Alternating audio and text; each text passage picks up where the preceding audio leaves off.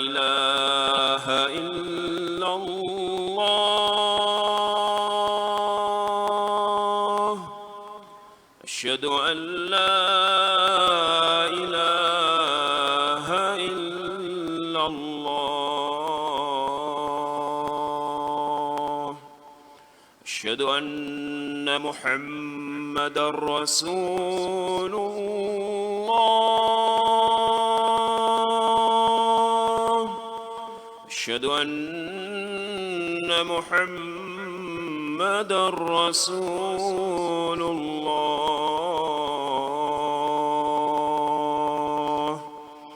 حي على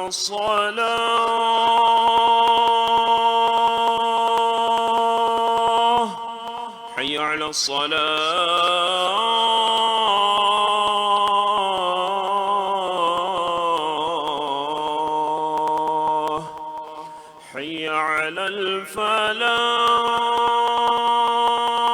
الفلاح حي على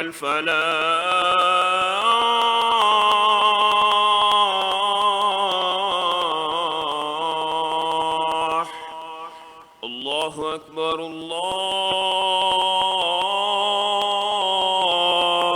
أكبر لا إله إلا الله.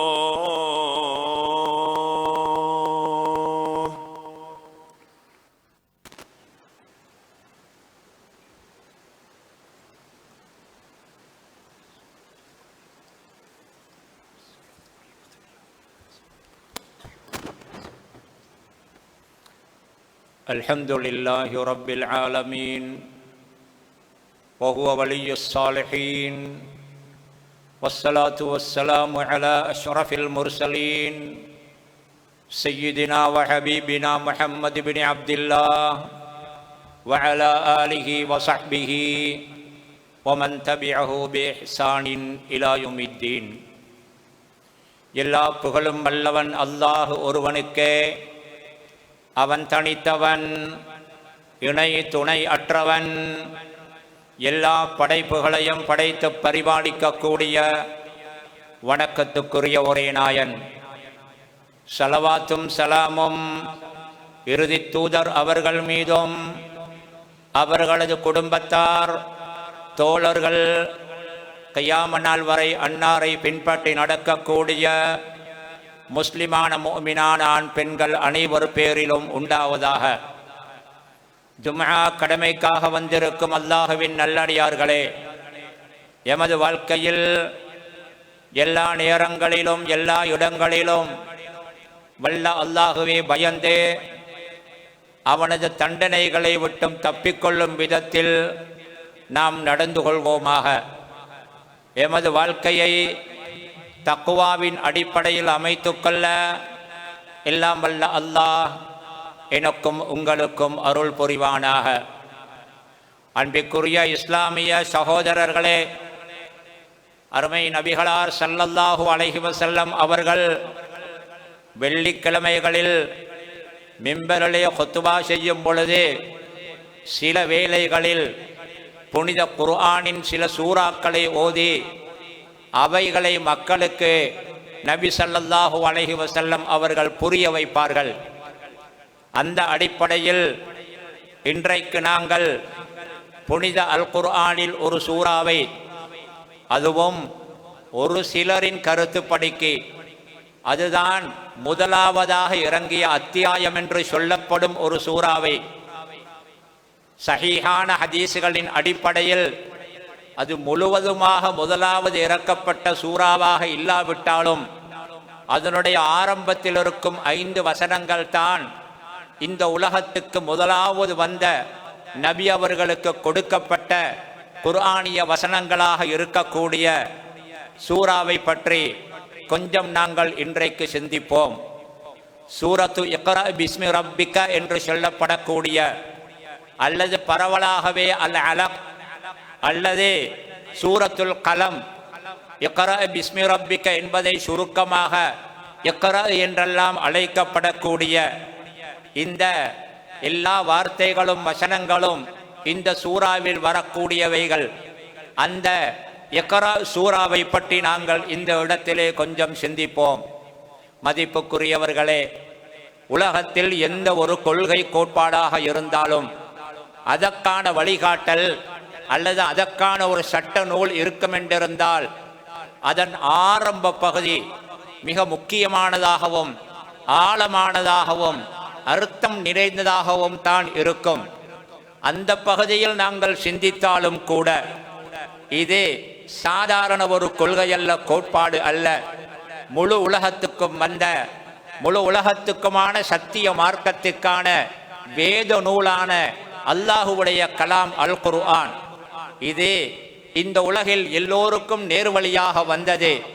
மனித குலத்துக்கு தேவையான எல்லாவற்றையும் கற்றுக் கொடுக்க கூடியது.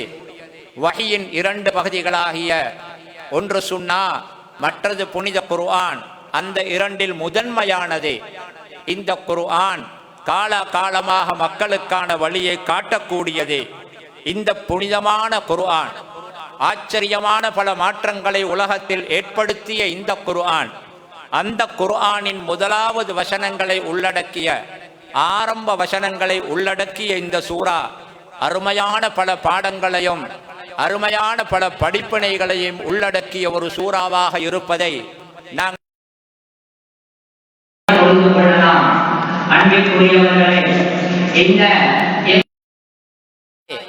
மக்காவில் இறங்கப்பட்டது. மக்கியா சூரா என்பார்களே, அதாவது ஹிஜ்ரத்துக்கு முன்னால் நபி அவர்களுடைய மக்கா காலத்தில் இறங்கியதுதான். அதன் ஆரம்ப வசனங்கள் முதலாக நபி அவர்கள் ஹிரா குகையில இருக்கும் பொழுது ஆரம்ப 5 வசனங்கள் வந்தது. அதற்கு பிந்திய வசனங்கள் கூட மிகுந்த காலம் போவதற்கு முன்னாலேயே ஆரம்ப மக்கா காலத்திலேயே வந்து முடிந்து விட்டது. இந்த அத்தியாயம் இருக்கின்றதே, இதில் 19 வசனங்கள் இருக்கின்றன.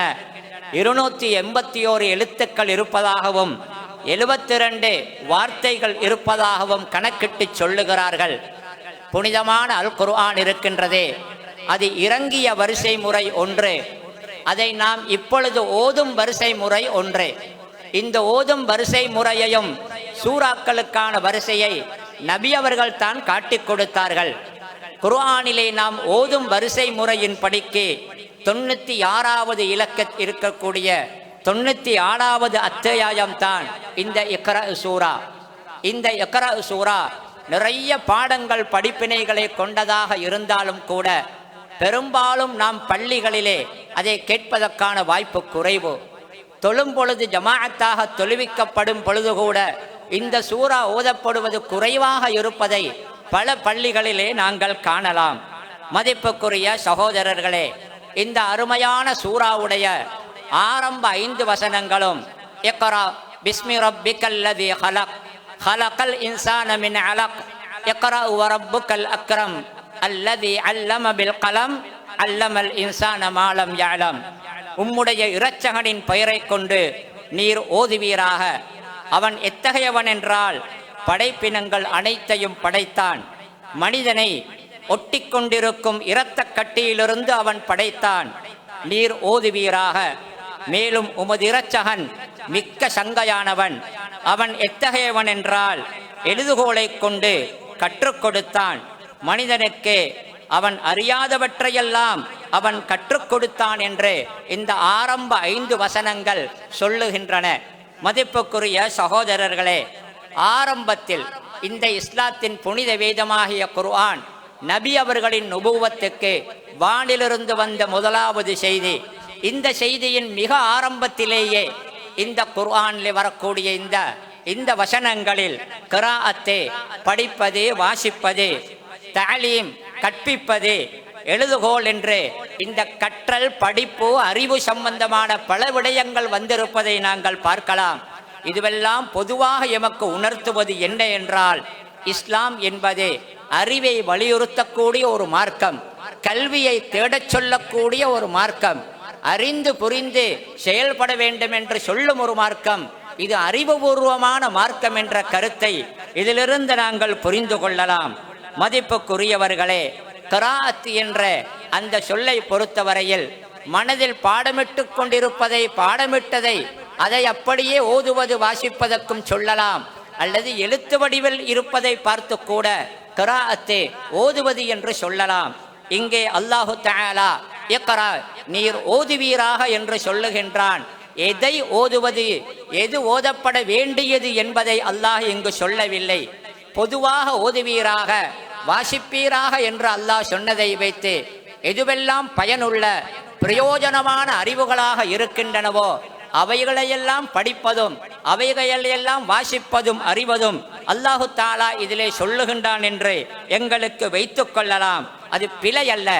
ஆனாலும் கூட எதை ஓதுவது, எதை வாசிப்பது, எதை அல்லாஹ் சொல்லுகின்றான் என்பதை நாங்கள் பார்க்கும் பொழுது பலதுக்கும் வாய்ப்பிருந்தாலும் மிக முக்கியமாக அவற்றில் முதன்மையாக வாய்ப்பாக உள்ளது எது தெரியுமா? புனிதமான குர்ஆனை ஓதுவீராக என்பதுதான். புனிதமான குர்ஆனை படிப்பீராக என்பதற்குத்தான் வாய்ப்பிருக்கின்றது. ஏனென்றால் இந்த புனித குர்ஆனை வகையாக அல்லாஹ் அனுப்ப ஆரம்பிக்கும் பொழுது நபியை பார்த்து ஓதுவீராக என்று சொல்லுகின்றான். மதிப்புக்குரிய சகோதரர்களே, பொதுவாக அறிவை வலியுறுத்துகின்றது.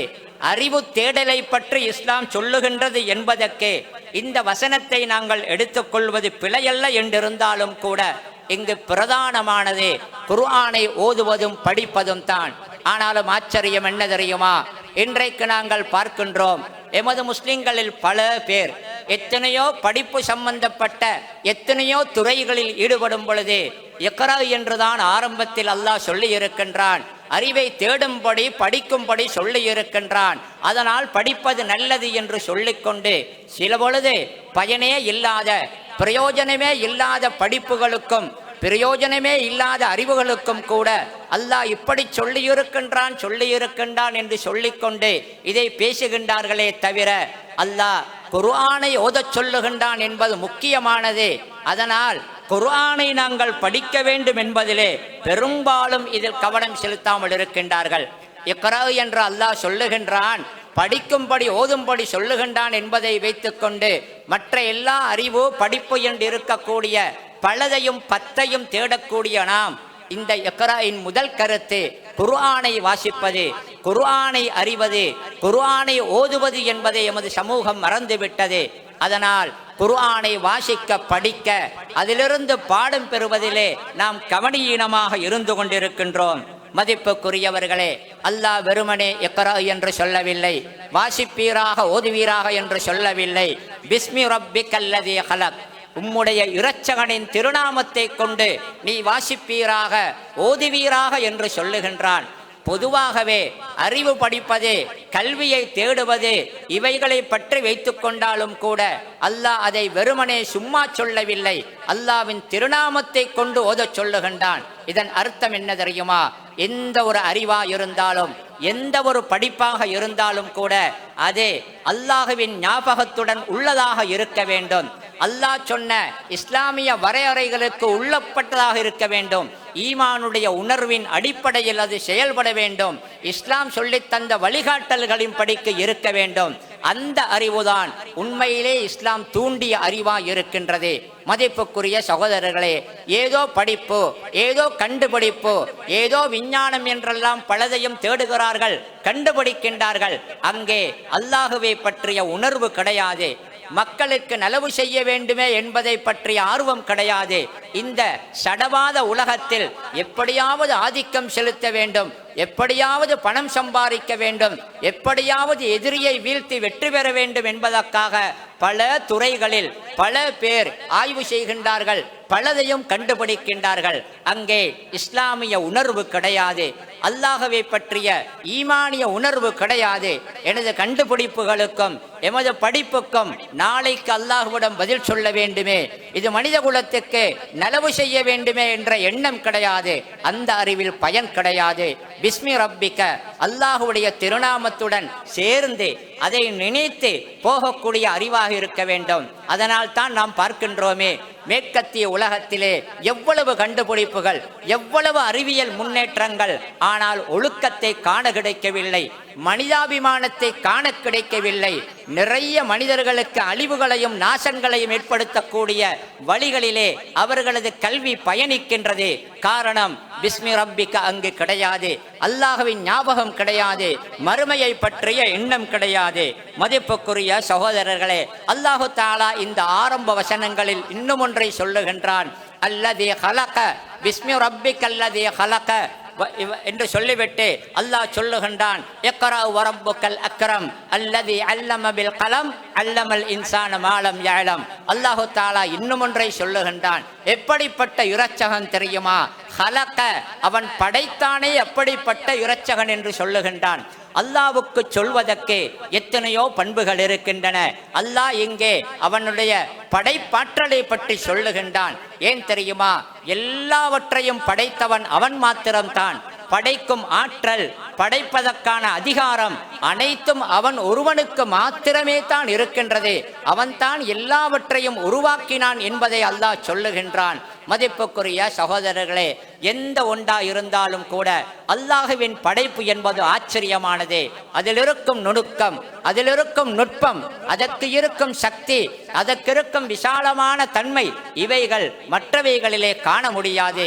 சில பொழுது சில அப்பாவித்தனமானவர்கள், சில பேர், சில மனிதர்கள் கண்டுபிடிக்கக்கூடிய பேசும் கருவிகளை பார்த்து, அல்லது எமது பார்வைக்கு வெளியில் சுயமாக சிந்திக்கின்றதோ என்று நினைக்கும் சில புதிய புதிய கண்டுபிடிப்புகளை பார்த்து அப்படியே அசந்து போய் விடுகின்றார்கள்.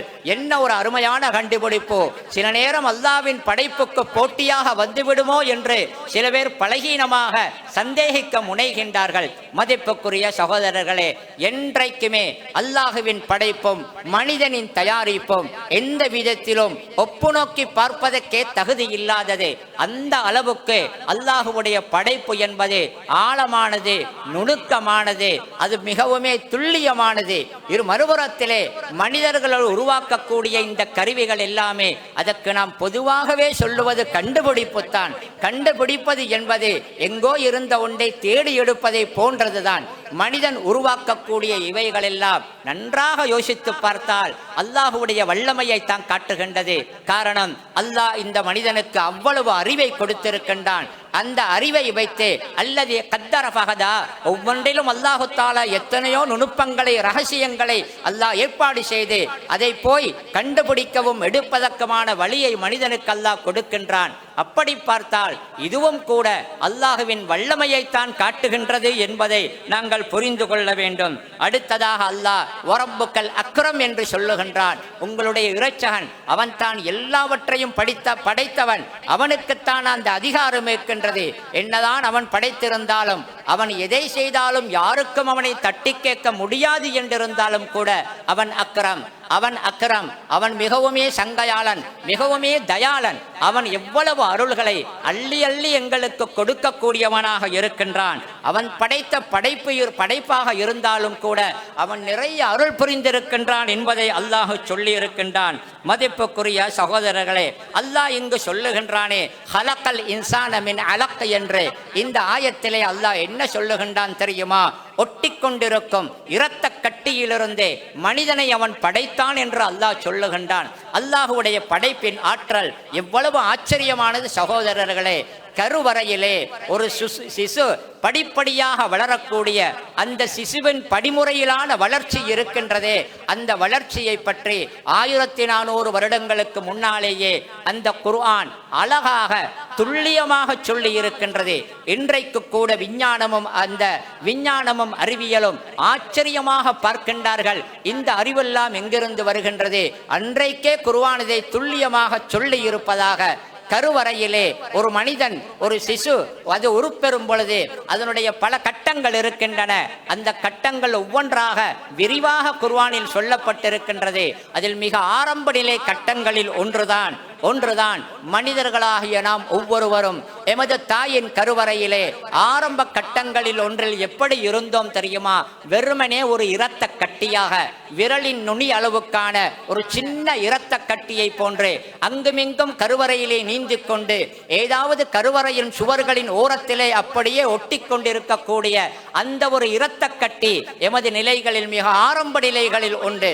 அந்த இரத்த கட்டியிலிருந்து அல்லாஹு தஆலா இந்த மனிதனை படைத்ததாக சொல்லுகின்றான். அப்படி இருந்த இந்த இரத்த கட்டிக்கு அல்லாஹு தஆலா முள்ளை கொடுத்து, தோலை கொடுத்து, சதையை கொடுத்து, உறுப்புகளை கொடுத்து ஒரு முழுமையான மனிதனாக அல்லாஹ் படைத்திருக்கின்றான் என்றிருந்தால், ஒரு புறத்தில் அல்லாஹுவின் வல்லமை எவ்வளவு விசாலமானது சகோதரர்களே. மறுபுறத்தில் அல்லாஹ் இதில் இன்னும் ஒரு உண்மையையும் சொல்லுகின்றான். என்னதான் மனிதனாக உருப்பெற்று படித்து வளர்ந்து பெரியாளாகி விட்டாலும் கூட, என்னதான் பல தகுதிகள், எந்தத்தான் பல வல்லமைகள் என்று அவனுக்கு வந்துவிட்டாலும் கூட, இந்த மனிதனின் ஆரம்பம் வெறுமனே அந்த மனிதனுடைய ஆரம்பம் வெறுமனே ஒரு விந்தணு நிலைதான். கிட்டத்தட்ட அருவரக்கத்தக்க ஒரு நிலையிலே ஒன்றுமில்லாத ஒரு இரத்த கட்டி, ஒரு சின்ன இரத்த துண்டை போன்று இருந்த நிலையில் தான் அவன் இருந்திருக்கின்றான் என்பதை அல்லாஹ் ஞாபகப்படுத்துகின்றான். காரணம் என்ன தெரியுமா? எல்லாம் முடிந்து வந்ததன் பின்னால் பெரும்பாலும் அந்த மனிதன் தனது அடிப்படையை மறந்து விடுகின்றான்.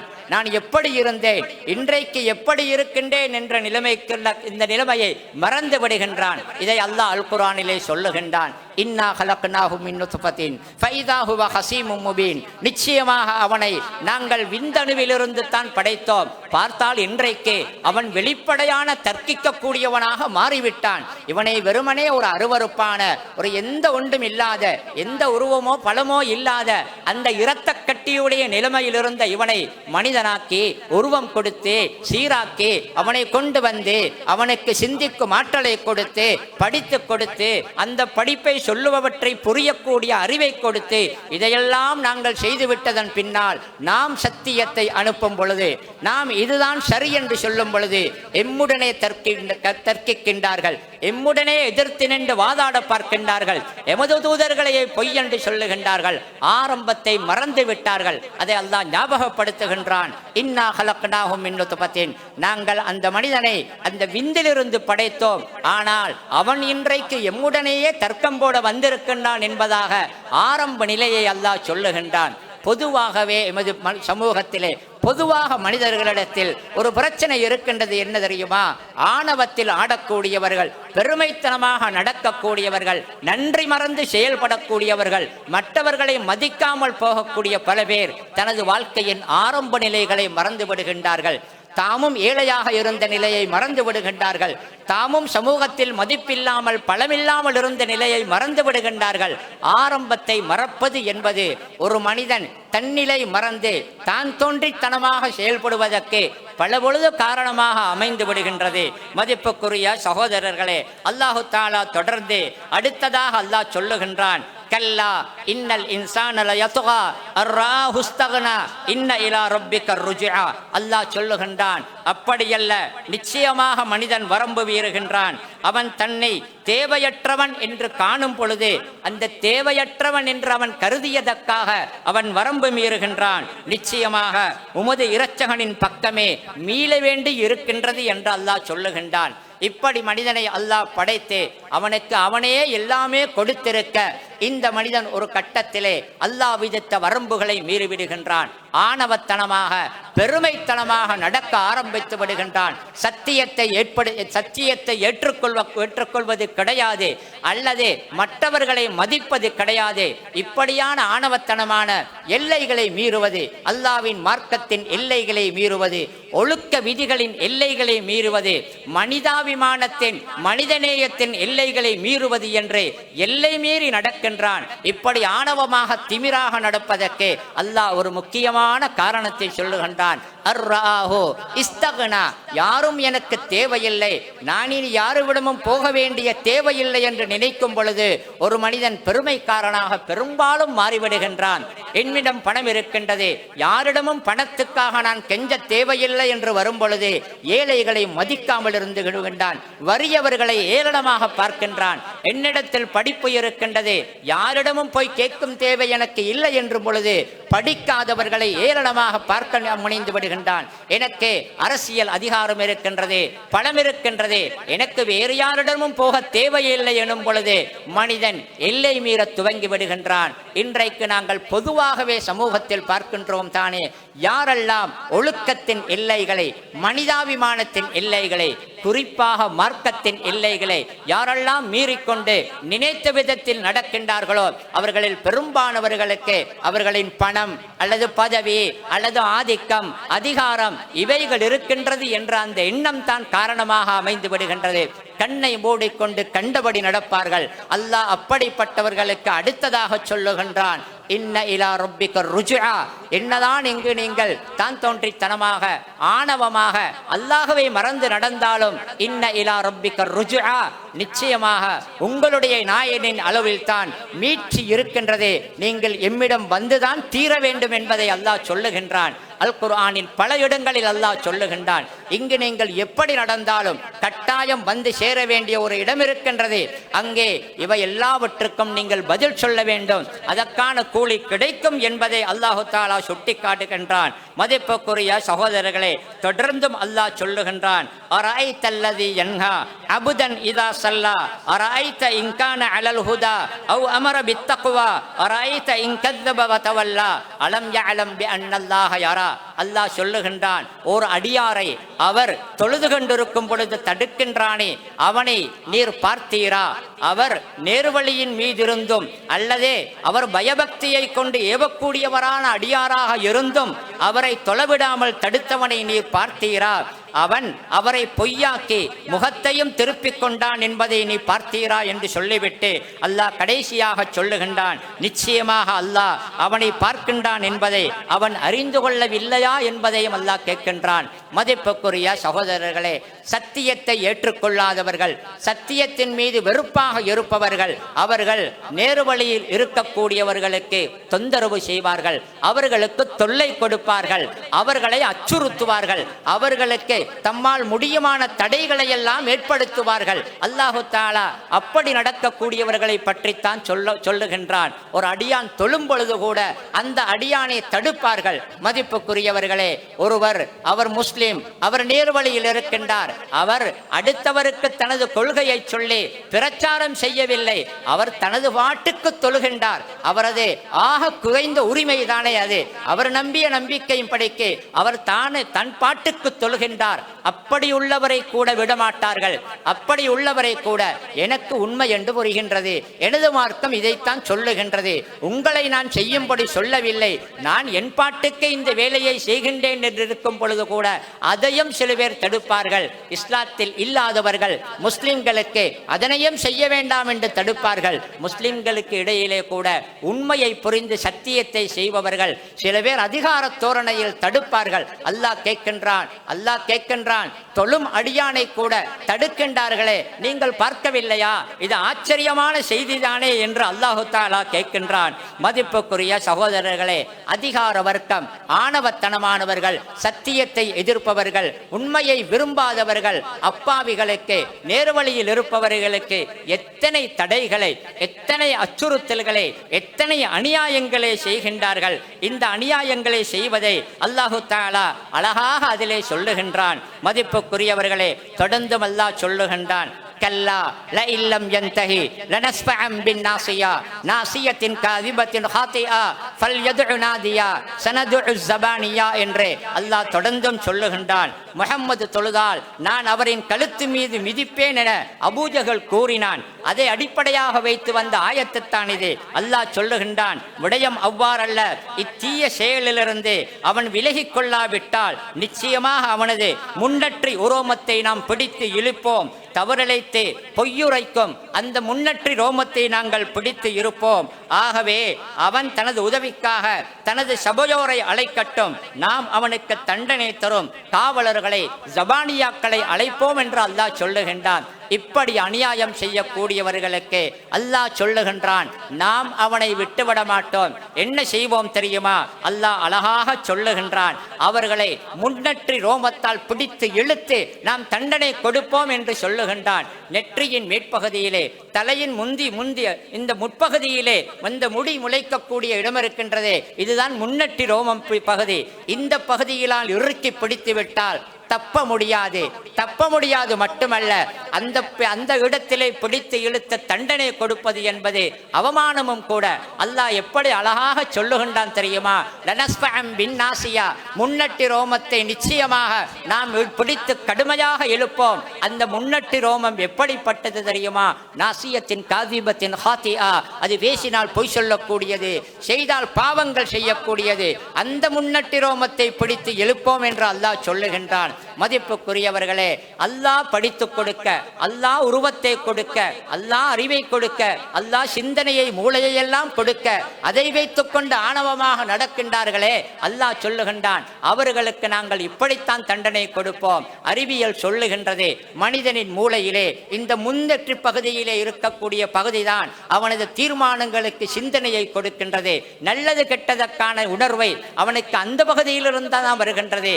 எந்த அந்த மூளையின் இடத்தை வைத்து அநியாயம் செய்தானோ, சத்தியத்தை நிராகரித்தானோ, அந்த இடத்தையே பிடித்து நாம் தண்டனை கொடுப்பதாக அல்லாஹு தாலா சொல்லுகின்றான்.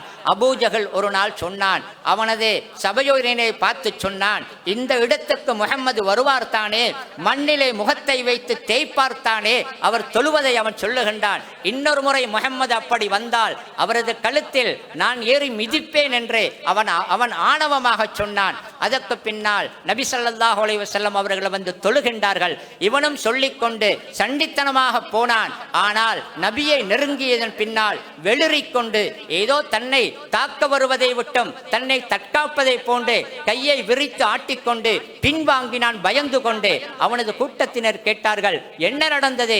வீரப்பாக பேசினியே, ஏன் கழுத்தை மிதிக்கவில்லை என்று கேட்க அபூஜஹல் சொன்னான், அவரை நெருங்கும் பொழுது இடையிலே ஒரு பெரிய கிடங்கு எனக்கு தெரிந்தது, அது முழுக்க நெருப்பு, அதிலே பெரிய பெரிய இறக்கைகள், எனவே நான் பயந்து பின்னால் வந்துவிட்டேன் என்று சொன்னான். நபி அவர்கள் சொன்னார்கள், அவன் மாத்திரம் என்னை நெருங்கி இருந்தால் மலக்குமார்கள் அவனை துண்டு துண்டாக அப்படியே துண்டு துண்டாக பீத்து போட்டிருப்பார்கள் என்று நபி ஸல்லல்லாஹு அலைஹி வஸல்லம் அவர்கள் சொன்னார்கள். ஒரு நாள் நபி அவர்கள் தொழுது கொண்டிருக்கின்றார்கள். அந்த பொழுது அபூஜஹல் வந்து நபி அவர்களுக்கு காரசாரமாக பேசினான். தொழ வேண்டாம் என்று சொன்னான். நபி அவர்கள் அவனுக்கு கடுமையாக காரமாக அவனுடன் சொன்னார்கள், ஏன் என்ன இப்படி தடுக்கின்றாய் என்று. அப்பொழுது அபூஜஹல் பெருமைத்தனமாக சொன்னான், எனக்கு தண்டனை வரும் என்றா சொல்லுகின்றீர்கள்? நான் நினைத்தால் இந்த மக்கா நிலம் முழுக்க குதிரைப்படை வீரர்களை கொண்டு நிரப்புவேன். எனக்கு அந்த அளவுக்கு மக்கள் ஆதரவு இருக்கின்றது, படைப்பலம் இருக்கின்றது என்று அந்த அபூஜஹல் நபியிடத்திலே அவன் பெருமையாக பேசினான். அப்பொழுதுதான் இந்த ஆயத்து வந்ததாக சொல்லுகின்றார்கள். அல்லாஹ் அழகாக சொல்லுகின்றான், அவனது கூட்டத்தை அவன் அழைக்கட்டும். நாம் யாரை கூப்பிடுவோம் தெரியுமா? ஜபானியாக்களை கூப்பிடுவோம். நரகத்தில் கடுமையான வேதனை கொடுப்பதற்கு பொறுப்பாக இருக்கக்கூடிய மலக்குமார்களை கூப்பிடுவோம் என்று அல்லாஹ் சொல்லுகின்றான். எனவே சத்தியத்துக்கும் அசத்தியத்துக்கும் இடையிலான இந்த போர், இந்த முருகல் என்றைக்குமே இருக்க போகின்றது. படைப்பலத்தை, ஆயுத பலத்தை அல்லது வேறு வேறு அதிகார பலங்களை வைத்துக் கொண்டெல்லாம் சத்தியத்தை அளிப்பதாக அவர்கள் சூளுரைப்பார்கள். அல்லாஹ்வுடைய படை ஒன்றிருக்கின்றது. அல்லாஹ் அவனது படையை கொண்டு வருவான். அந்த படையும் முன்னால் யாருக்கும் தாக்கு பிடிக்க முடியாது. முடிவு எல்லோருக்கும் தெரிந்த முடிவுதான். அல்லாஹ்வின் படைக்கும் மனிதனின் படைக்கும் இடையில் யுத்தம் என்றிருந்தால் யார் வெற்றி பெறுவார் என்று சொல்லவே தேவையில்லையே. அல்லாஹ் முடிவுகளை கொடுப்பான். சகோதரர்களே, சத்தியத்தில் இருக்கக்கூடிய எமக்கு சோதனையா, அழிவா, பெரிய ஆபத்தா, பார்க்கவே பயமாக இருக்கக்கூடிய காட்சிகள் தெரிகின்றனவே, அநியாயங்கள் நடக்கின்றனவே, எல்லாமே முடிந்து போய்விடுமோ என்று நினைக்க தேவையில்லை. அன்றைக்கு இருந்த அதே அல்லாஹ் தான் என்றைக்கும் இருக்கின்றான். அவனது வல்லமையில் எந்த குறைவும் கிடையாது. அவனது வாக்குகளில் எந்த வித்தியாசமும் கிடையாது. நாம் தான் பலகீனப்பட்டு விட்டோம். அவசரப்பட்டு விட்டோம், நாம் அவசரமாக சிந்திக்கின்றோம், அல்லது உதவி கிடைப்பதற்கான நிபந்தனைகளை நாம் சரியாக செய்யாமல் இருக்கின்றோம். மற்றபடி அல்லாஹ் நினைத்தால் நாள் கணக்கில் எதிரிக்கு அல்லாஹு தாலா சேதத்தை ஏற்படுத்தி விடுவான். அண்மைய உலகத்தில் கூட பார்க்கின்றோம் தானே, மாத கணக்காக கோடிக்கணக்கு செலவழித்து ஆயுதங்களை கண்டுபிடித்து வாங்கி முஸ்லிம்களை தாக்குகின்றார்கள். வருடம் முழுக்க தாக்கி முஸ்லிம்களுக்கு ஏற்பட்ட சேதத்தை பெரிய சேதம். ஆனால் ஒரே நாளில் அல்லாஹ் எமக்கு எந்த செலவும் கிடையாது ஒரு காற்றை அனுப்பி கோடிக்கணக்கான நஷ்டங்களையும் உயிரிழப்புகளையும் ஆபத்தையும் பயத்தையும் அல்லாஹ் கொண்டு வருகின்றானே. அல்லாஹ்வின் சக்தி ஆச்சரியமானது சகோதரர்களே. கடைசியாக இந்த குர்ஆன் இந்த சூறாவிலே அல்லாஹ் ஒரு அழகான செய்தியை சொல்லுகின்றான். கடைசியான 19வது ஆயத்திலே அல்லாஹ் சொல்லுகின்றான், விடயம் அவ்வாறு அல்ல, அவனுக்கு நீங்கள் கட்டுப்பட வேண்டாம், நீங்கள் சுஜூது செய்யுங்கள், நீங்கள் நெருங்குங்கள் என்று அல்லாஹ் சொல்லுகின்றான். என்னதான் அதிகாரத்தில் இருப்பவர்கள், சத்தியத்தை எதிர்ப்பவர்கள் என்னதான் பயமுறுத்தினாலும், என்னதான் அச்சுறுத்தினாலும், என்னதான் எமது மனதிலே என்னதான் நினைத்தாலும் அவர்கள் சொல்லுவதை கேட்க வேண்டாம், அவர்கள் சொல்லும்படி நடக்க வேண்டாம். என்ன ஏதாவது வந்து விடுமோ, மார்க்கத்தின்படி நடப்பதை நாங்கள் கொஞ்சம் தள்ளி போடுவோமா, அல்லது இதை விட்டு விடுவோமா, அல்லது அவர்களுடைய பேச்சுக்கு இணங்கி கொஞ்சம் இசைந்து போவோமா, அப்படி போனால் தப்பிக்கொள்ளலாமே என்பதை போன்று சிந்திக்கவே தேவையில்லை. என்றைக்குமே எதிர்ப்பதற்கு ஒரு கூட்டம் இருப்பார்கள். அவர்கள் பலதையும் சொல்லுவார்கள், பலதையும் சொல்லி நான் சொன்னபடி நட என்று சொல்லுவார்கள். அல்லாஹ் சொல்லுகின்றான், அவர்களுக்கு நீங்கள் கட்டுப்பட வேண்டாம், நீங்கள் உங்களது வேலையிலே போங்கள். அவர்கள் என்னதான் தொழ வேண்டாம் என்று சொன்னாலும் நீங்கள் தொழுங்கள் என்றால் அர்த்தம் என்ன தெரியுமா? வேண்டாம் என்றுதான் சொல்லுவார்கள், அதிகாரத்துப்படி சொல்லுவார்கள். அதையெல்லாம் கேட்டுக்கொண்டிருக்கவோ சொல்லுகின்றார்கள் என்பதற்காக எமது பணியை நிறுத்தவோ தேவையில்லை. அல்லாஹ் சொல்லுகின்றான், நீங்கள் உங்களது பணியில் தொடர்ந்து போய்கொண்டிருங்கள் என்றே சத்தியத்துடைய பாதையிலே உள்ள உண்மை நிலைமையை அல்லாஹ் மிக அழகாக இந்த சூரத்தின் இறுதியிலே சொல்லுகின்றான். அருமையான ஈமானிய பாடங்கள் உள்ள இந்த அருமையான சூறாவையும் இதுபோன்று பொதுவாக குர்ஆனையும் நாங்கள் விளங்குவோமாக. வல்ல அல்லாஹ் எம் அனைவருக்கும் அருள் புரிவானாக. வஆகிரு தஅவானா அனில் ஹம்துலில்லாஹி ரப்பில் ஆலமீன். அல்ஹம்துலில்லாஹ் வஸ்ஸலாத்து வஸ்ஸலாமு அலா ரசூலில்லாஹ் வ அலா ஆலிஹி வ ஸஹ்பிஹி வ மன் தபிஅஹு பி இஹ்சானின் இலா யௌமித்தீன். அன்பிற்குரிய சகோதரர்களே, இக்ரா சூராவுடைய கடைசி ஆயத்து இருக்கின்றதே, அந்த ஆயத்தை ஓதினால் சுஜூது செய்வது சுன்னாவாக இருந்து கொண்டிருக்கின்றது. அல் குர்ஆனிலே சஜிதாவுடைய ஆயத்துகள் என்று பல இடங்கள் இருக்கின்றன. குர்ஆனை ஓதும் பொழுது அதற்கான இடங்களிலே அந்த ஆயத்துகளை நாம் ஓதினால் அந்த இடத்திலே நாங்கள் சுஜூது செய்வதற்கு பழகி கொள்ள வேண்டும். எங்களில் சில பேரை நாங்கள் பார்க்கின்றோம், இந்த விஷயத்திலே ஒன்றில் சோம்பேறித்தனமாக இருந்து விடுகின்றார்கள். இன்னும் சில பேருடைய எண்ணம் என்னவென்றால், நாம் இப்பொழுது அந்த ஆயத்தை ஓதிவிட்டோம், சுஜூது செய்வதற்கான நிபந்தனைகள் கிடையாதே என்று நினைக்கின்றார்கள். பெரும்பாலான அறிஞர்களின் கருத்துப்படிக்கு இந்த சஜிதா திலாவத்து செய்வது என்பதற்கு தொழுவதற்கு தேவையான நிபந்தனைகள் இதற்கு தேவையில்லை என்பதுதான். அந்த தொழுகைக்குரிய நிபந்தனைகள் இதற்கு வேண்டும் என்பதற்கான ஆதாரங்கள் கிடையாது. எனவே கிட்டத்தட்ட நாம் எந்த நிலைமையில் இருந்தாலும் கூட அந்த சுஜூதை நாங்கள் செய்து விடலாம்.